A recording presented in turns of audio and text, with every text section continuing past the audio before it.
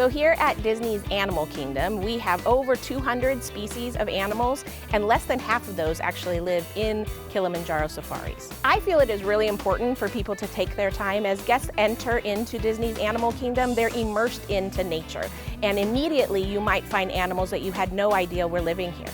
We have kangaroos that live with us here in Disney's Animal Kingdom just around the bottom of the Tree of Life. We have two different species, the red kangaroo, which is the largest of all the kangaroo species, and the western gray kangaroo.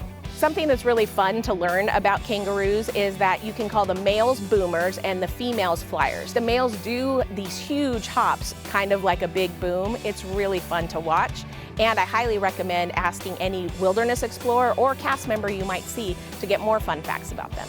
We have the largest of all anteater species here, the giant anteater. One of the things I love to share with guests is that if you're not seeing a lot of activity in their habitat, look closer to the front. You might see them curled up, all comfy and taking a nap.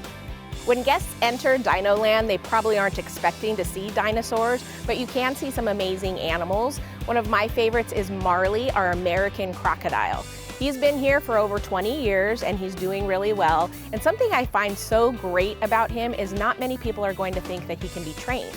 But the trainers, instead of going into his habitat to have him shift off to clean, have trained him to listen for a bell, and he comes off all by himself. He's really amazing.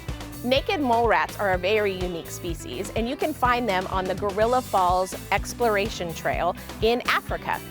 I really think that they're one of the strangest and coolest animals I've ever been able to work with. They literally are not naked. They do have really fine hairs that work a little bit like cat whiskers to help them to feel their environment. And we have the amazing colonies that you can watch. And one of my favorites is they literally have a bedroom, a nursery if they're gonna have babies, and even a toiletry area. They are one of the cleanest species that I've ever seen that live underground. Rafiki's Planet Watch is one of my favorite areas in all of Disney's Animal Kingdom. I like to call it the diamond in the rough that not as many people know is here in the park.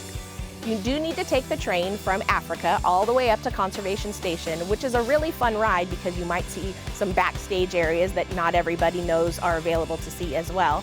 And once you get here, you walk this beautiful trail and get to where you can see our affection section, where we have a cow, donkeys, sheep, goats, and a couple pigs that love to rule the barnyard.